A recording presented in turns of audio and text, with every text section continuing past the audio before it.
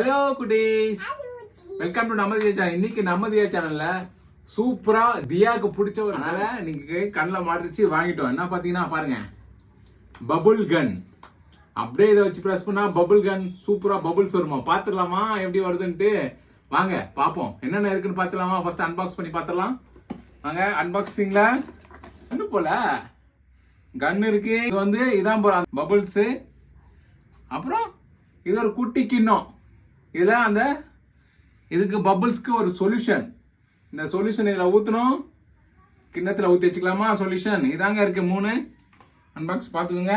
இப்போ வாங்க பபுள் இல்லை இப்போ இதை தொடு. 80 rupees பையா கிட்ட. சூப்பராக இருக்கு.